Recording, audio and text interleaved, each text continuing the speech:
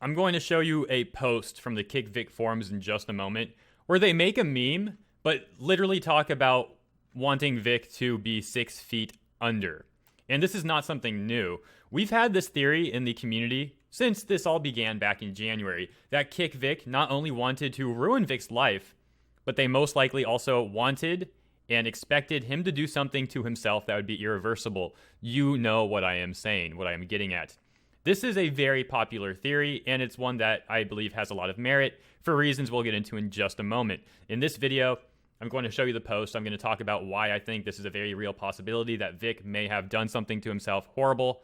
And luckily he hasn't, but it very well could have been the case. And it still might be the case too. I mean, this situation's not over yet. It's looking brighter and brighter for Vic, but it's not over yet. We have a lot to talk about in this video. Let's get into it.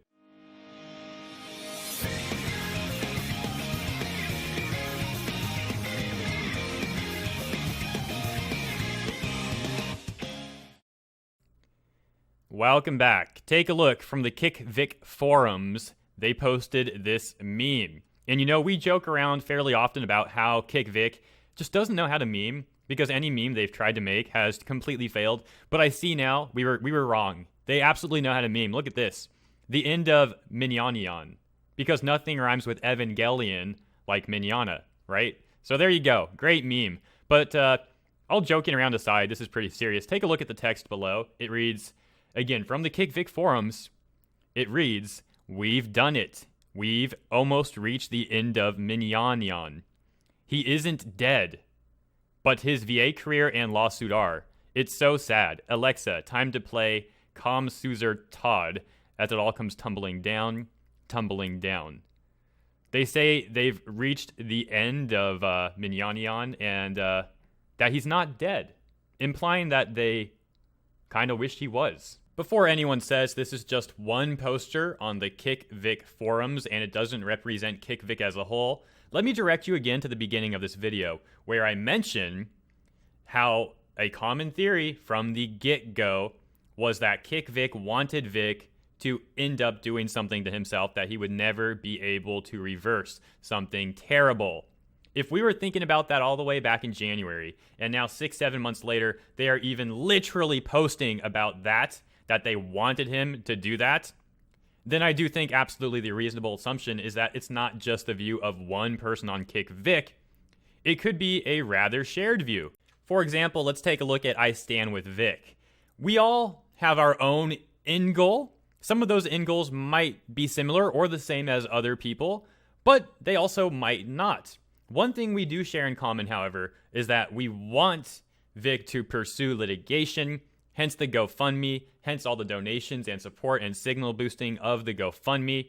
So regardless of the end goal, for example, whether it's you want Vic to get his roles back, or you want Vic to create his own studio, or you want Vic to be so successful after the lawsuit that he doesn't need to work again, whatever the end goal is for you, and it could even be more broad than that, your end goal in this whole thing could be just exposing the industry's corruption as a whole, and it not entirely be about Vic. Whatever your end goal is for being a part of I Stand With Vic, and I'm using that very loosely because it's not like this is the kind of thing where you got to fill out your credentials and stuff like that. Anyone can take part.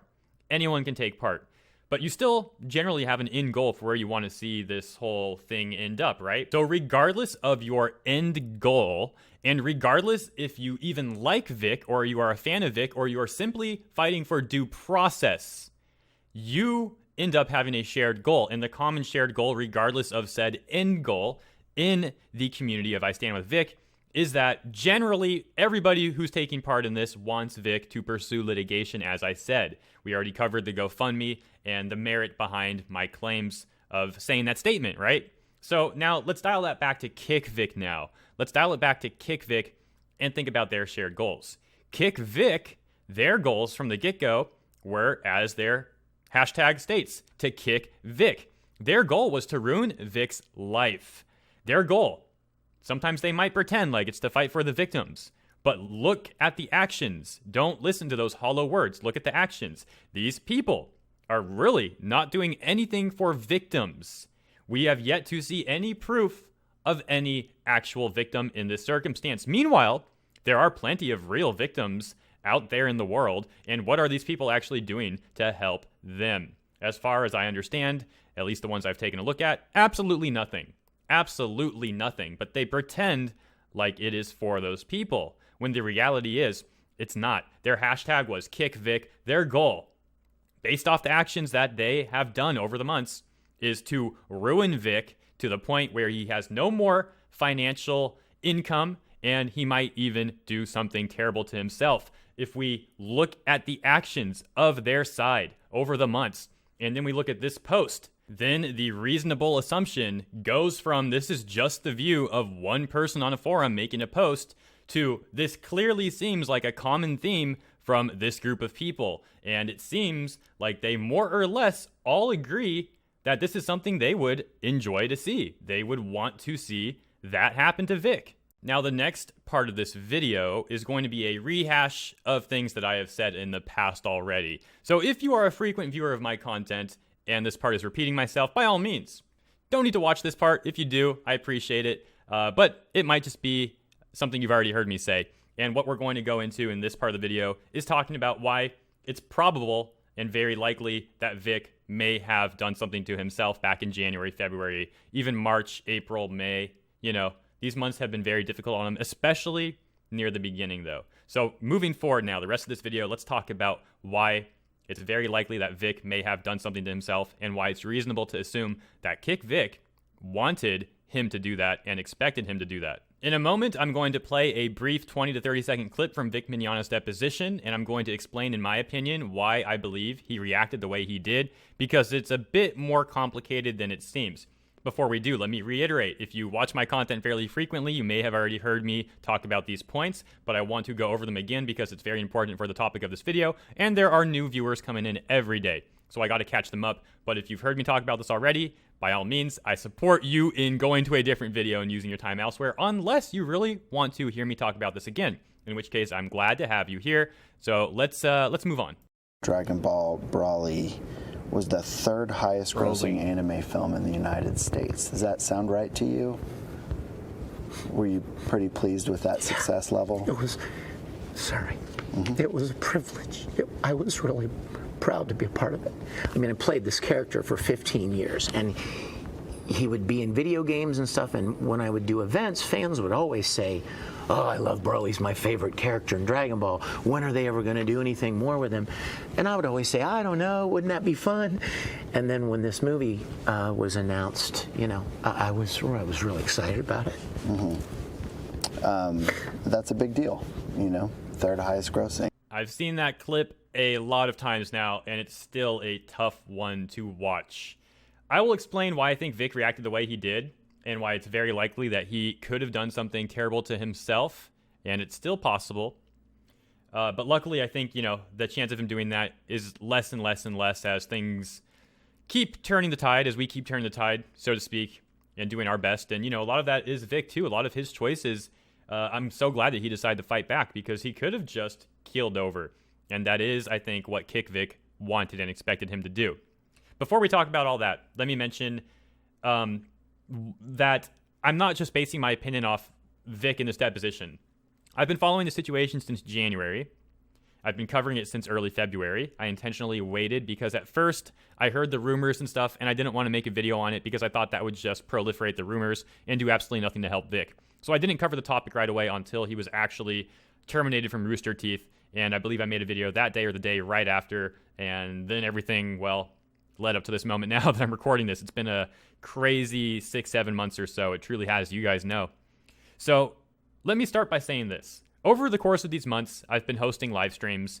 Hopefully you guys have been attending, if you're aware, where we go back and watch some of the old panels that Vic was involved with. We have watched panels that are 10 years old or older. We've watched some panels that are only a few months old, and some that are somewhere in between. That has given us good insight into Vic through the questions he answers, through watching him interact and listening to how he interacts with the other guests, the fans, and so on and so on and so on. So we've been doing that to learn more about Vic, and it's just fun, you know, watching these panels. On top of that, I have spoke to numerous people who have had dealings with Vic, whether it was a fan meeting him, or someone he literally worked with at conventions, or some of his handlers. Just some examples of various people I've talked to who have met Vic, associated with him, or worked with him. What I'm getting at is I've tried to form my opinion from many sources. Also, I browse the I Stand With Vic forums, and I browse the KickVic forums. I like to see what KickVic is talking about. I like to see if they have any merit to their claims. I still look on a regular basis to see if they have any merit to the stuff they're doing, and I've yet to see that even to this date. All these months later, I've yet to see it. But I still look at both sides.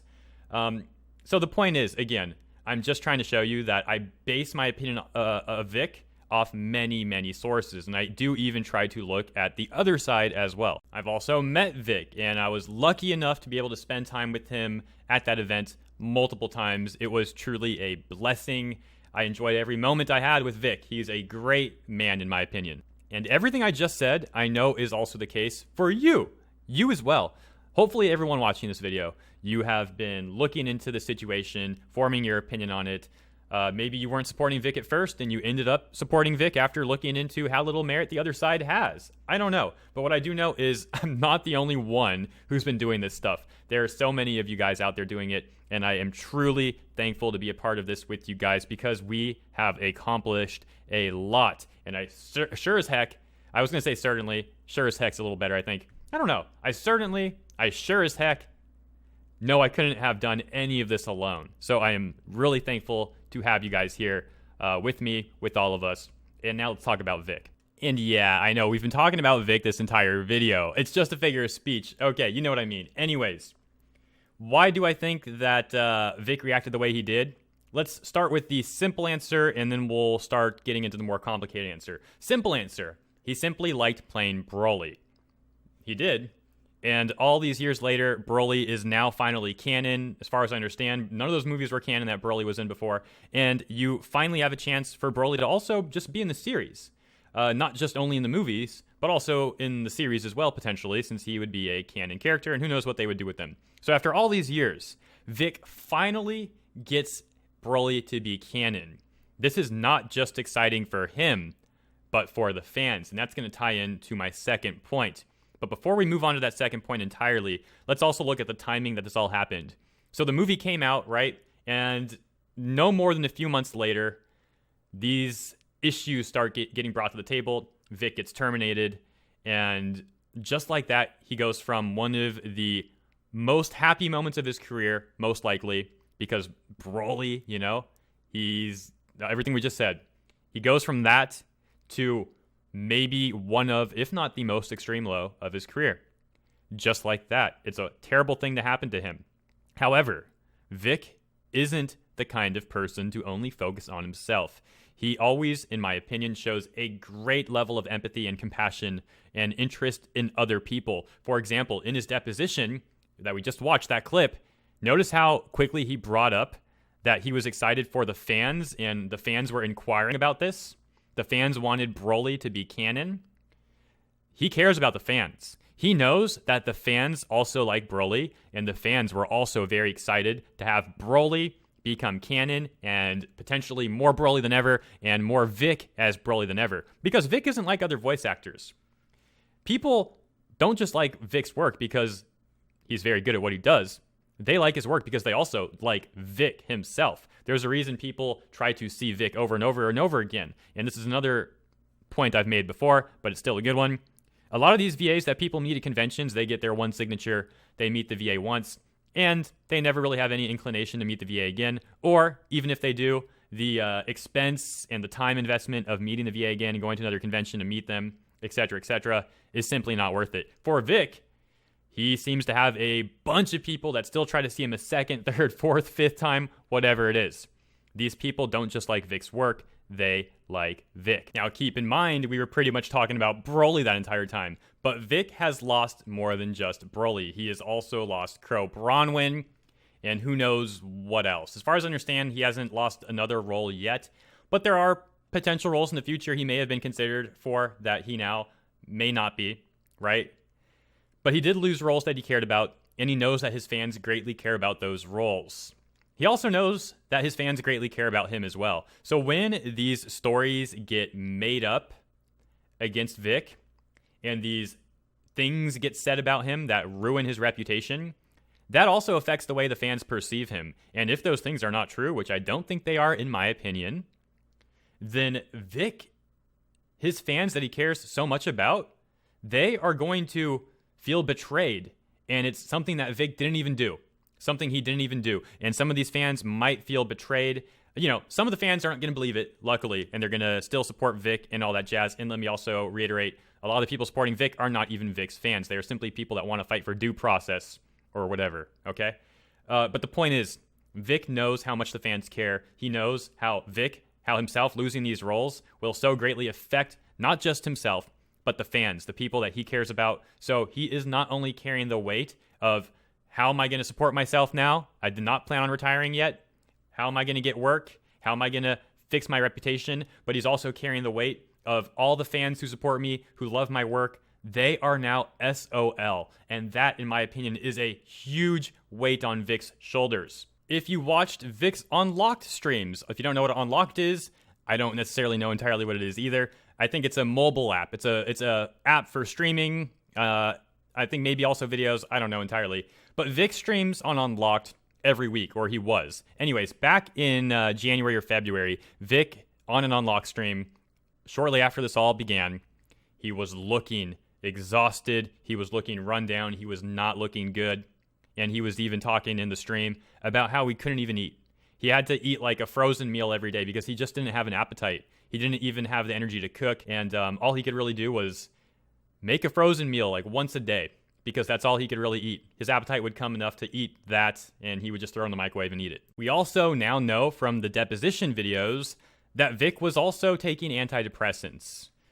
All of this points to what I've been saying throughout this video, that KickVic likely wanted and expected Vic to do something terrible to himself. Especially these voice actors that have worked with Vic for 10, 20 years or so. They should know how Vic is. They should know how much he cares about his roles and how much he cares about his community and his fans. And they would absolutely know how likely it is for Vic to do something absolutely terrible to himself in the face of this bombardment of baseless accusations that they have leveled against him. I also have some theories on how Vic got like this to begin with. Partially, of course, I think it's just Vic's nature. Vic is a very caring individual. But how did Vic learn so much about the community and the fans and what they want and so on and so on and so on? I have my theories for that, but I'm going to save that for another video. I don't want to be saying everything in this one video, especially because it's already dragging on a little bit. So I'm going to stick to the topic at hand.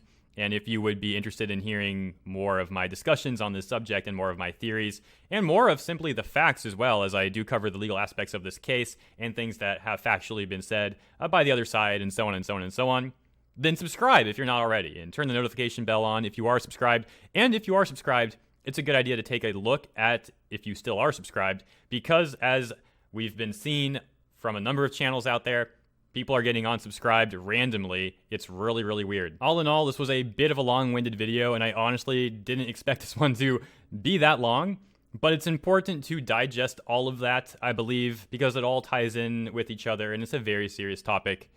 I hope you enjoyed this video, and if you already heard me talk about all this stuff, I'm sorry if I'm repeating myself, but again, we are getting new viewers every single day, and I think it's important to keep them up to date as well. So I hope you enjoyed this video, whether you've been watching the channel for a while or you're new. And now some shout outs for the wonderful people who helped promote my last video over on Twitter, the Rooster Teeth video. Thank you, Lancaster Kid, Mr. Nemesis97, Mr. Anime343, Random Fandom, Buttercup Chan, Intimidator108, Crispy No Ken, and Skelekitty. Thank you, my friends, for your support. Truly appreciate that, and it absolutely does help out, so thank you so much. As usual, the Discord link is in the description if you would like to join. We have close to 4,000 members, and you can help us get there. Also, Streamlabs, PayPal, Teespring, and Patreon links in the description if you would like to support this channel more directly and get some cool perks back. Take a look at the Teespring or Patreon one. With that said, that's the end of this video. Again, I hope you enjoyed, and I will see you next time.